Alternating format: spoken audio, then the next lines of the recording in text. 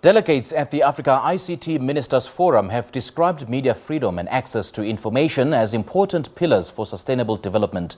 The forum took place in the Namibian capital, Windhoek, on Thursday. Namibia's Deputy Prime Minister and the Minister of International Relations and Cooperation, Netumbo Nandi-Ndaitwah, says these pillars are fundamental international human rights as per the United Nations Declaration on Human Rights. The Deputy Prime Minister added that it's not just the access that needs to be improved, but also the seeking, the gathering and the dissemination of such information should be free and guaranteed. Now, to discuss the significance of this event, we're now joined by the Regional Secretariat Director at the Media Institute of Southern Africa, Tabani Moyo, in Harare in Zimbabwe. Very good evening to you, Mr. Moyo. Thank you so much for joining us and a warm welcome to the Globe. Good evening and thank you for inviting us. Firstly, take us through the significance of the Africa ICT Ministers Forum. Well, a significant platform indeed for the member states of Africa as a continent, as it brings the policy drivers in terms of ICT developments. In that, the convening of this meeting in Namibia was a milestone coming after the 3rd of May, wherein we commemorated the 30th anniversary of the Windhoek Declaration and mapped the way forward with the resolution which established what we now call Windhoek Declaration plus 30, a document that modifies or alters the initial Windhoek Declaration on independent and diverse media to include elements of ICT development and elements around media sustainability and literacy.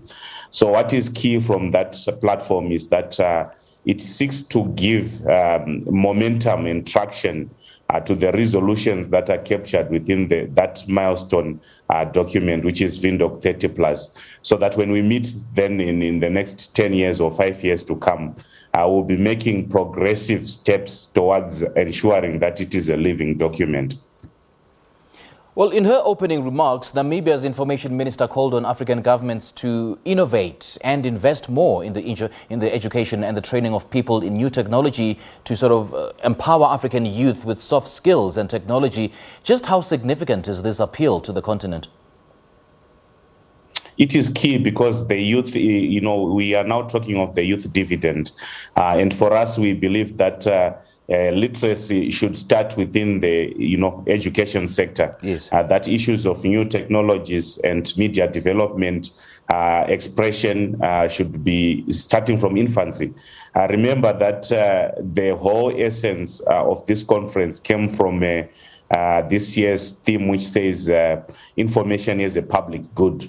And that theme is timeless, and it should cascade from all our facets of the society, empowered by the notion that knowledge is power. When you are empowered with knowledge, whether you are working online or offline, you can make progressive steps that can help towards the enjoyment of the rest of the rights that are provided in the numerous instruments at continental level and global level, but more so within our domestic jurisdictions provided by the Constitution. But remember, it's also coming on the backdrop of the challenge that most of these African countries have taken a rush towards enacting cyber laws that are mainly securocratic in outlook, leaning heavily towards promoting security concerns while ignoring digital rights. And for you to encourage the youth to...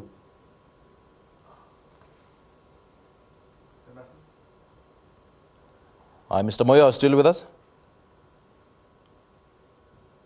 All right, we seem to have lost Tabani Moyo there. We'll try to re-establish connection with him in a moment. He's just been taking us through the Africa ICT Ministers Forum. Well, Tabani is a Regional Secretariat Director at the Media Institute of Southern Africa. As soon as we have the link up, we'll definitely be, touching base with him in a moment.